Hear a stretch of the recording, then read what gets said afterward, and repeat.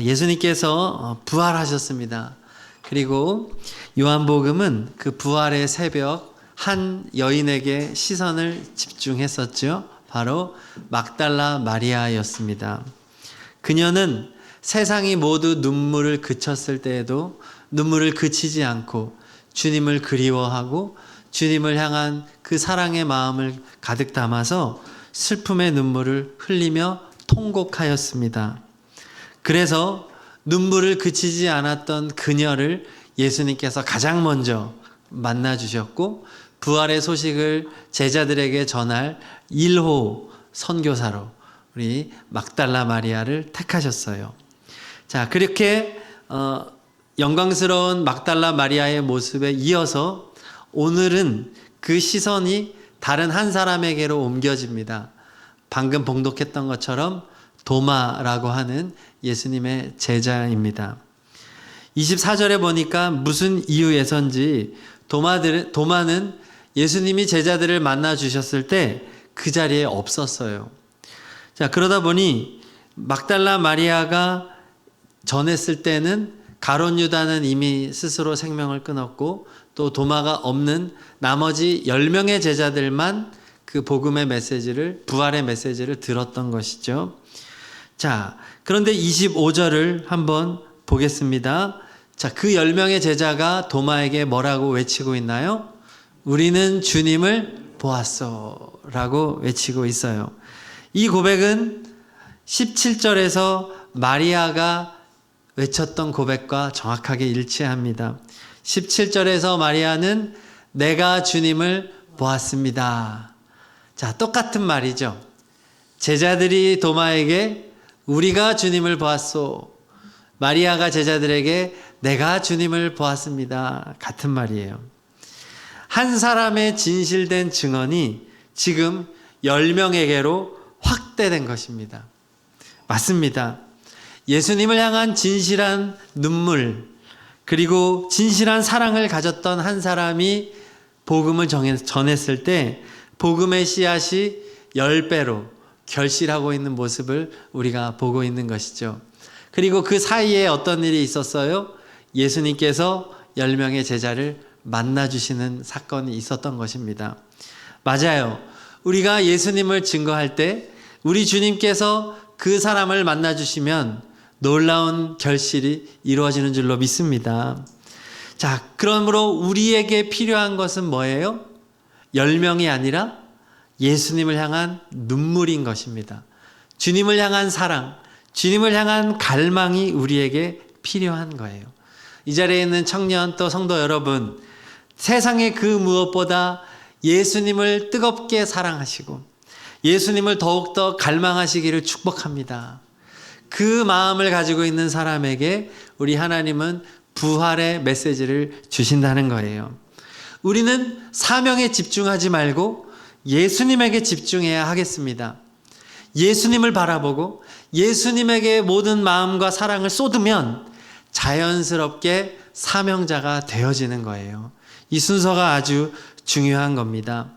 여러분, 주님의 일을 억지로 하지 마시기를 축복합니다.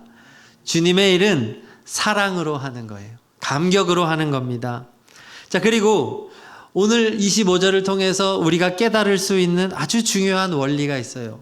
그것은 한 사람이 10명에게 복음을 전하는 방법도 있지만 지금처럼 10명이 한 사람 도마에게 부활의 소식을 전하는 방법도 하나님은 사용하신다는 것입니다.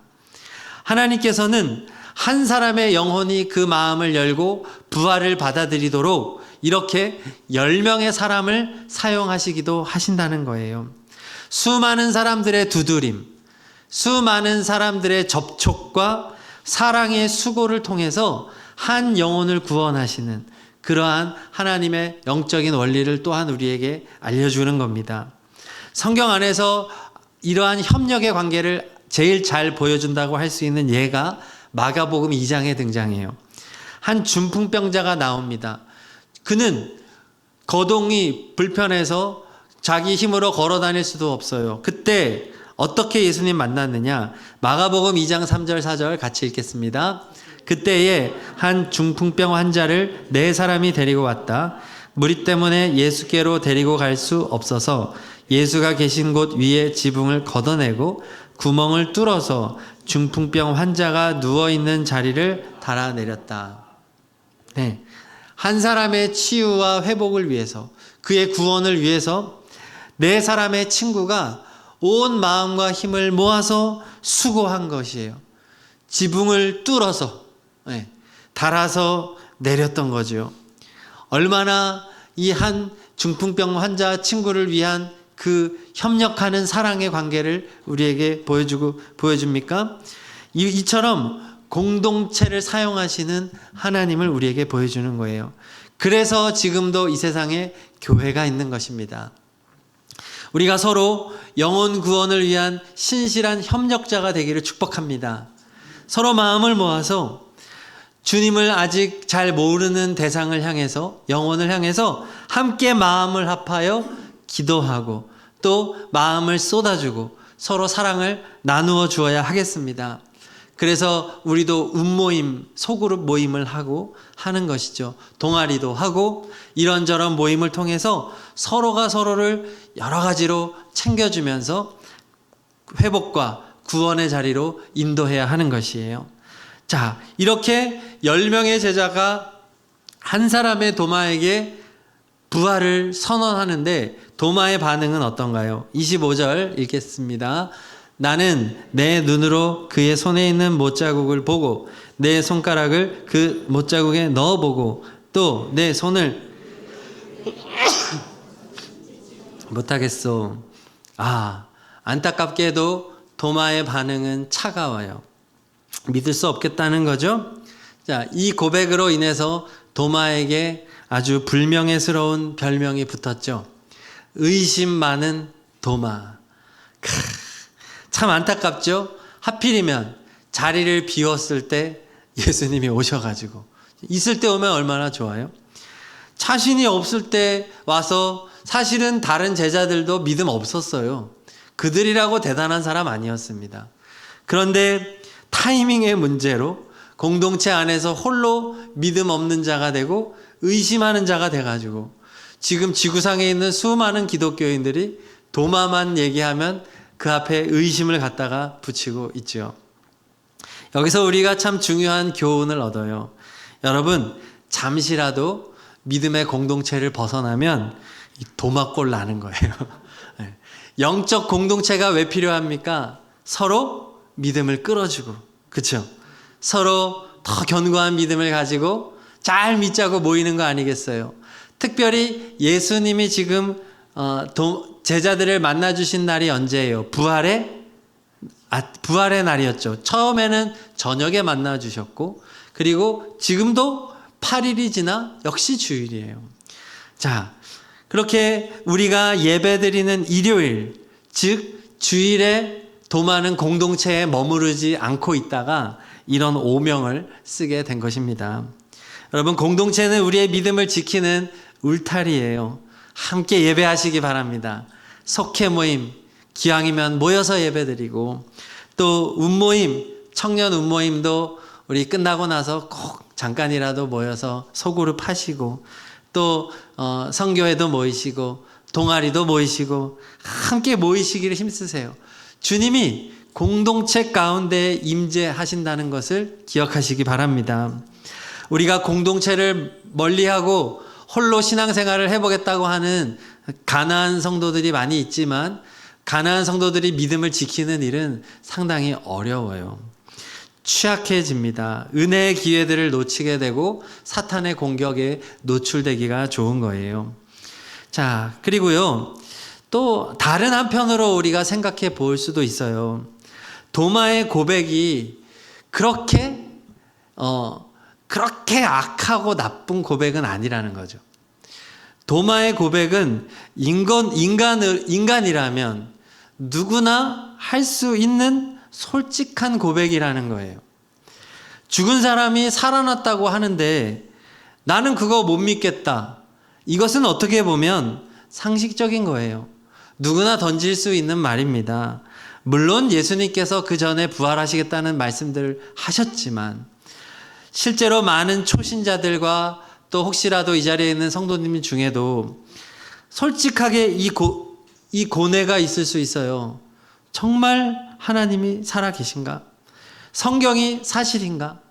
예수님은 부활하셨는가? 솔직히 나는 믿어지지 않는다. 이렇게 고백하는 성도들이 적지 않아요. 믿음의 고뇌, 이것은 필요한 것입니다. 믿음의 고뇌를 통과하지 않고 믿음에 이르게 되었다면 그 사람은 참으로 복받은 사람이에요. 그러나 세상에는 그렇지 않은 사람들이 훨씬 많을 거라고 생각합니다. 누구나 고뇌를 통하여 갈등하고 그리고 질문을 던지고 그리고 진리를 찾는 와중에 하나님의 은혜 가운데 예수님을 만나게 되는 것이죠. 사춘기가 나쁜 것입니까? 사춘기는 과정입니다. 필요한 것이에요. 사춘기를 통해서 어른이 되어가는 것입니다. 마찬가지로 신앙의 여정 속에서도 오늘 도마와 같이 믿음의 고뇌, 의심을 할 수 있는 거예요. 예수님이 오늘 말씀에서 도마를 정죄하지 않아요. 예수님은 도마에게 친절하게 대하여 주십니다. 이 가운데에도 이러한 의심과 또 고뇌의 시간을 보내고 있는 분들이 있다면 괜찮습니다. 주님은 그 고뇌를 외면하지 않으세요. 주님이 다시 찾아오시잖아요. 26절을 같이 읽어보겠습니다. 26절. 여드레 뒤에 제자들이 다시 집안에 모여 있었는데 도마도 함께 있었다. 물이 잠겨 있었으나 예수께서 와서 그들 가운데로 들어서셔서 너희에게 평화가 있기를 하고 인사말을 하셨다. 자, 여드레 뒤에 8일이 지났어요. 자, 또다시 일요일이 되었습니다. 주일이 되었어요. 도마는 일주일이 넘는 시간 동안 다른 제자들처럼 기쁨에 동참하지 못하고 홀로 깊은 의심의 시간을 보내야만 했습니다. 자, 그런데 이번에 다른 점이 있어요. 이번에는 제자들과 함께 있어요. 공동체 안에 머물고 있습니다. 자, 그때 주님께서 다시 찾아와 주셨죠. 문은 여전히 굳게 닫혀 있었지만 우리 부활하신 영광의 몸을 입으신 예수님께서는 시간과 공간을 초월하는 새 몸을 입고 계셨습니다. 그래서 이번에도 마찬가지로 닫혀져 있었지만 안에 주님은 나타나셨죠. 그리고 동일하게 인사하십니다. 너희에게 평화가 있기를.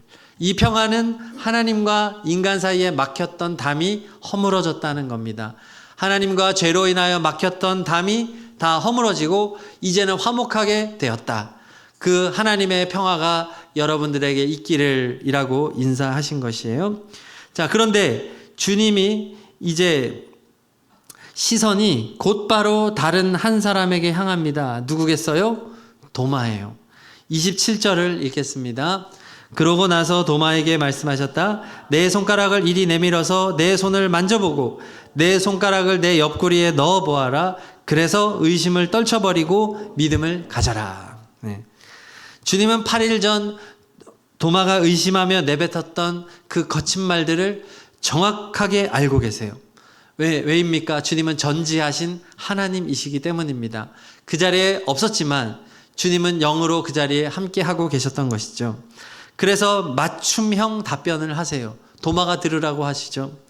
너의 손가락을 내밀어서 내 손 못자국이죠. 못자국 만져봐라. 그리고 내 손을 나의 옆구리 창이 찔렸던 옆구리에 너 손을 넣어보아라 라고 말씀하세요. 그리고 도마의 마음 깊은 곳을 터치하십니다. 그리하여 의심을 떨쳐버리고 믿음을 갖거라 말합니다. 더 이상 의심과 고뇌의 늪에 허우적거리지 말고 이제는 다른 제자들처럼 믿음의 자리로 확신의 자리로 나아오거라 라고 주님이 선포하십니다. 주님의 이 선포 앞에 도마의 굳은 마음이 완전히 녹아내렸어요. 그럴 수밖에 없겠죠. 주님이 나타나셨을 뿐만 아니라 8일 전에 자신이 했던 말을 정확하게 답변해주고 있기 때문이에요. 그래서 도마는 주님의 손을 만져보지도 않았고 옆구리에 손을 넣어보지도 않았지만 그 자리에 거꾸러져서 신앙 고백을 올려드립니다. 28절 읽습니다. 도마가 예수께 대답하기를 나의 주님 나의 하나님 하니. 나의 주님 나의 하나님 감탄하면서 이제 예수님은 나의 왕이시요 저분은 하나님이시다라고 고백하고 있어요. 의심의 늪에서 완전히 벗어나서 이제는 확신에 차 있습니다. 부활의 확신을 가진 자가 되었어요. 성도 여러분, 우리가 이렇게 믿음을 갖게 되는 것은 예수님이 인격적으로 만나 주실 때 가능한 줄로 믿습니다. 바라기는 의심의 늪을 지난다 할지라도 우리 주님을 향한 그 자리를 벗어나지 말기를 축복합니다. 그 공동체에 머무십시오. 계속해서 하나님의 말씀을 들으십시오. 주님의 때에 주님이 만나 주실 것입니다. 주님이 만나 주시면 우리는 그 의심의 늪에서 깨끗하게 벗어나게 됩니다. 그러므로 우리는 전도할 때에도 이렇게 해야 되겠어요. 내가 전도를 해도 아무리 열심히 해도 주님께서 그분을 만나기까지는 우왕좌왕하고 흔들리고 의심할 수가 있기 때문이죠. 그래서 우리는 전도할 때 항상 기도해야 되는 거예요. 혹시 가족 중에 아직 예수님을 믿지 않는 분이 있습니까? 친구 중에 전도할 대상자가 있습니까? 여러분, 그 영혼을 위해서 기도하시기를 바랍니다. 주님, 저 영혼을 만나주세요. 오늘 도마의 완악한 마음을, 다 굳은 마음을 주님이 완전히 녹여주신 것처럼 저 영혼을 주님께서 만나주셔서 그 굳은 마음을 녹여주시고 주님을 향한, 부활의 주님을 향한 확신한 믿음을 갖게 해주세요. 이렇게 기도하며 포기하지 말고 전도하는 여러분 되기를 축복합니다. 자, 그런데 여기서 우리가 아주 핵심적인 질문을 하나 던질 게 있어요. 그게 뭐냐 하면, 도마가 무엇을 보고 예수님의 부활을 확신했느냐 이거예요. 주님의 찬란한 광채를 보고 믿었습니까? 아니면 하늘의 천군 천사를 보고 저분이 부활하셨다고 믿었습니까? 아닙니다. 도마가 확인하려고 했던 것, 예수님이 확인시켜 주신 것이 무엇이에요? 손에 선명하게 남아있는 못자국과 옆구리의 창자국입니다. 부활을 증명할 수 있는 증거는 굉장히 많아요. 그런데 도마가 요구했던 것, 예수님이 보여주셨던 것은 참혹했던 십자가 고난의 흔적이었다고 하는 사실이에요. 그것을 보고서야 믿음이 생겨난 것입니다. 이것이 우리에게 주는 메시지가 무엇입니까? 부활을 믿게 되어지는 선명하고 강력한 증거는 세상의 화려한 성공이나 영광이 아니라는 것이에요. 부활을 믿게 해주는 것은 예수님의 고난의 흔적이에요. 십자가와 보혈을 보고 우리는 예수님을 믿을 수 있게 되는 것입니다. 신비하게도 예수님은 부활의 새 몸을 입었음에도 불구하고 여전히 그 흔적을 부활의 몸에 고스란히 남겨놓고 있어요. 왜죠? 보여주려고 하시는 것이죠. 지금 이 시대도 마찬가지라고 하는 겁니다. 어떻게 예수님의 부활을 믿을 수 있겠습니까? 교회의 영광과 찬란한 그런 성공과 그러한 모습이 아닌 거예요. 예수님의 고난을 보여줄 때 비로소 영혼이 예수님의, 부활의 예수님을 만나는 것입니다. 한국의 대표 지성이었던 고 이어령 교수님이 계세요. 이분은 후에 예수님을 믿으셨지만 오래도록 예수님을 믿지 않으셨죠. 1993년 4월 아직 예수님을 믿으시기 전에 기독교를 향해 뼈아픈 경종을 올리는 글을 올리셨습니다. 그 글을 제가 읽어드릴게요. 도마가 예수 부활의 증거로 요구한 것이 바로 고난의 흔적이었고, 예수님께서 부활의 증거로 도마에게 보여주셨던 것 또한 고난과 아픔의 상처였습니다. 교회가 세상에 보여주어야 할 증거가 바로 이것입니다. 진리 때문에 고난당한 흔적, 시대의 아픔에 동참한 상처 자국, 세상을 살리기 위해 스스로 당한 희생의 흔적입니다. 그러나 오늘날 교회는 이러한 흔적과 자국을 보여주지 못하고 있습니다. 교회가 이 세상을 향하여 보여주는 것이라고는 집단화된 이기심, 거대한 야망, 그리고 세속화된 성공주의와 출세주의 뿐입니다. 이것은 예수 그리스도께서 보여주셨던 증거가 결단코 아닙니다.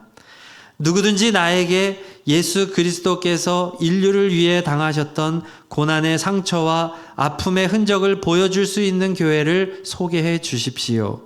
나는 그 교회 교인 되기를 고려해 보겠습니다. 정말로 우리가 새겨들어야 할 말씀이라 생각합니다. 30년도 더 지난 이 시대에도 동일하게 우리가 새겨들어야 할 메시지가 아닐까요?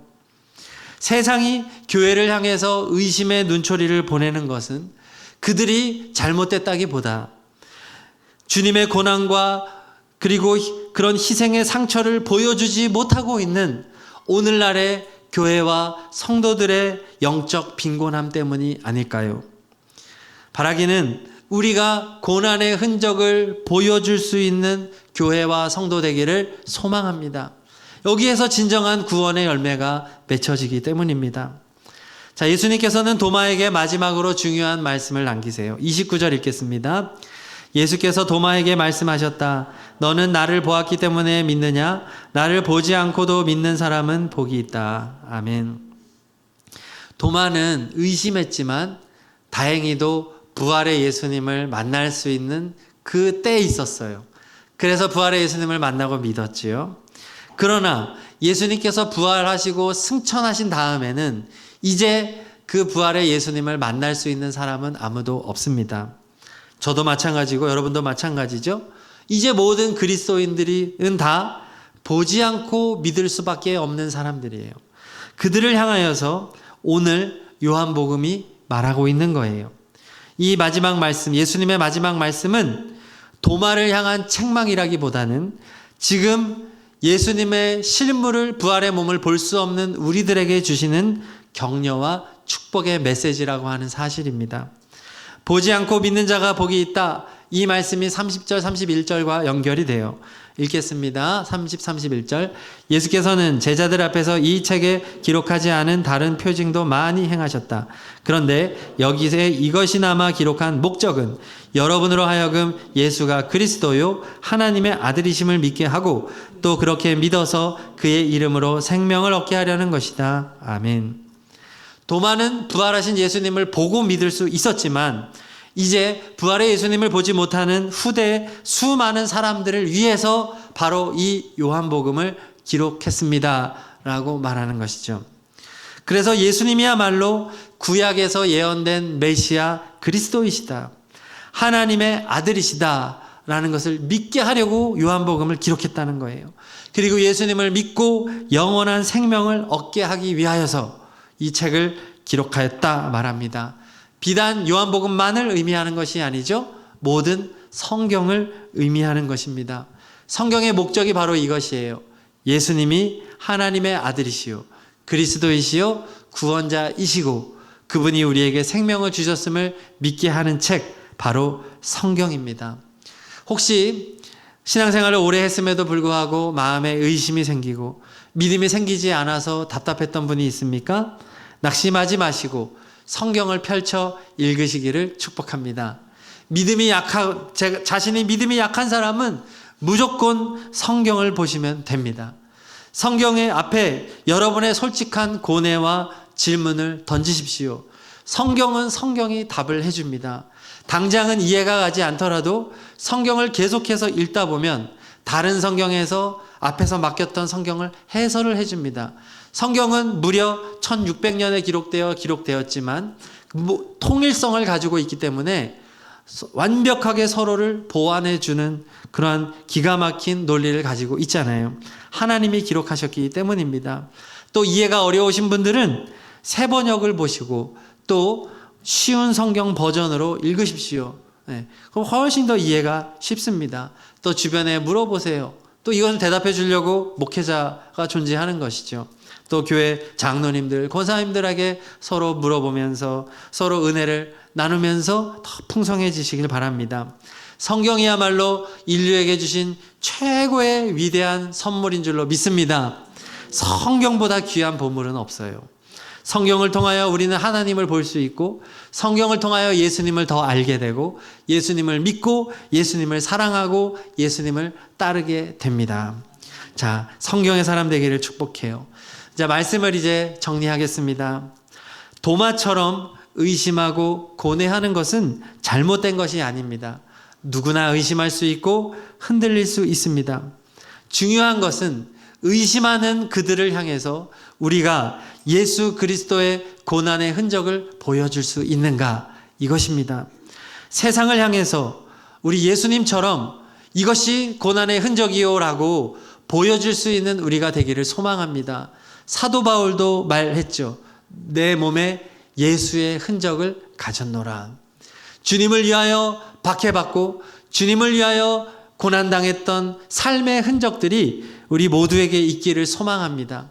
우리가 인생에서 많은 고난을 통과할 때 그럼에도 불구하고 주님을 바라보고 주님을 찬양하고 천국을 소망하며 나아가는 것이 불신자들에게는 놀라운 고난의 흔적입니다. 우리가 좋은 일 있고 성공하고 출세했을 때 좋아하는 것을 보고 절대로 세상 사람들은 예수님을 믿지 않습니다. 왜냐하면 그것은 믿음이 없어도 가능하기 때문입니다. 우리가 실패했을 때, 우리가 넘어졌을 때, 우리가 좌절했을 때에도 불구하고 소망을 노래할 수 있다면 세상이 그러한 우리를 보고 예수님을 보는 것입니다. 성도 여러분, 그러한 참된 소망과 참된 사랑의 증거를 가지고 살아가시는 우리 모든 청년들, 성도님들 되시기를 축복합니다. 그리고 이러한 확고한 믿음을 갖기 위해서 우리에게 필요한 것은 바로 하나님이 우리에게 주신 최고의 선물인 성경입니다. 성경을 주야로 읽으시기를 축복합니다. 성경을 가까이 하십시오.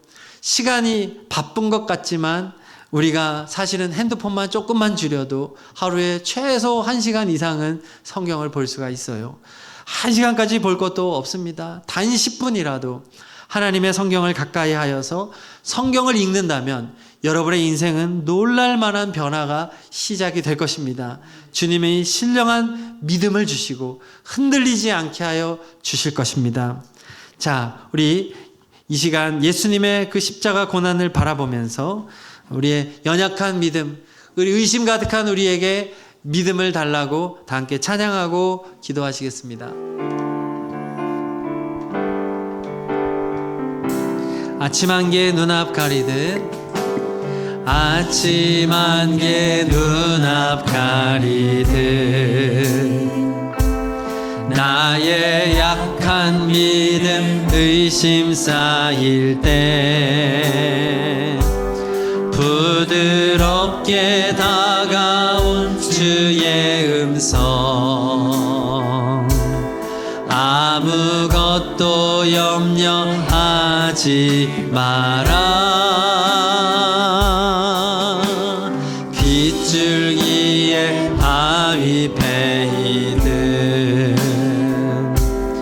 나의 작은 소망 사라져갈 때 고요하게 들리는 주의 음성 내가 너를 사랑하노라 아멘. 외로움과 방황 속에서 주님 앞에 나아갈 때에 위로하시는 주님 나를 도우사 상한 나의 마음 감싸주시네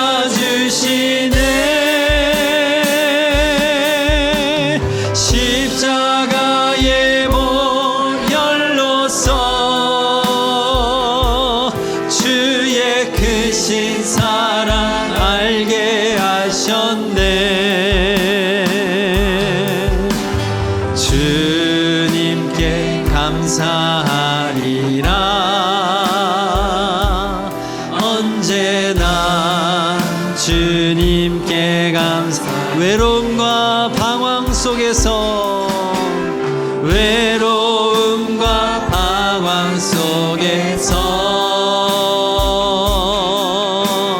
주님 앞에 나아갈 때에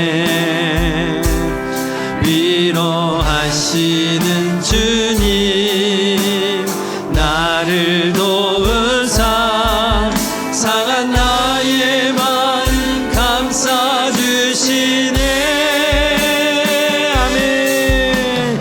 십자가의 보혈로써 주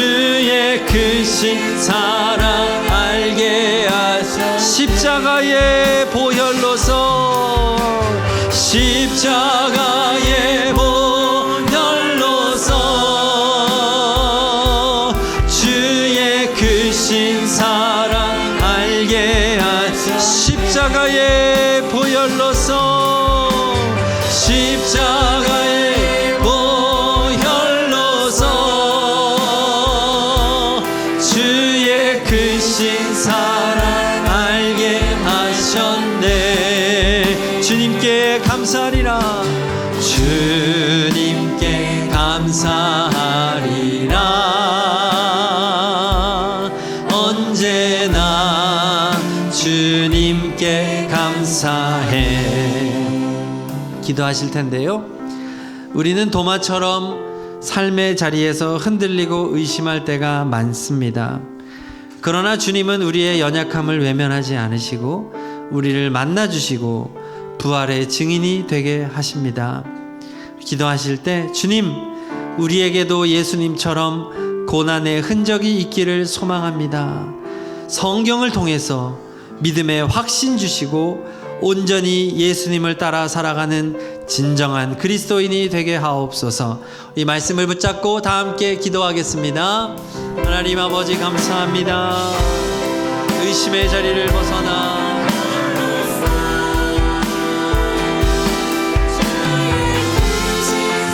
주님, 예수님만을 바라보며, 오직 예수님만을 바라보며 주님의 십자가를 바라보며 믿음을 갖게 하옵소서. 믿음의 사람이 되게 하옵소서. 겸손히 주님을 따라 섬기는 하나님의 사람들이 되게 하여 주시옵소서. 하나님은 오늘도 살아계십니다. 아버지,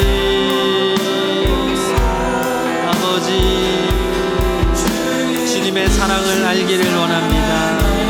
주님의 나라와 우리에게 알려주시옵소서.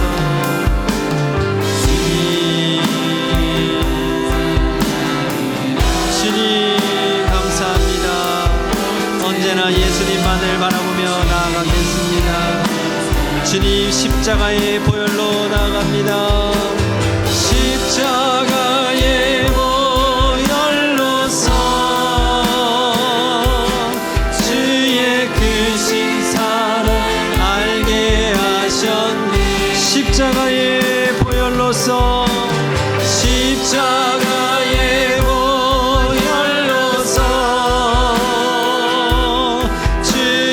크신 사랑 알게 하신. 십자가의 보혈로서 십자가의 보혈로서 주의 크신 사랑 알게 하셨네. 주님께 감사하리라. 주님께 감사하리라.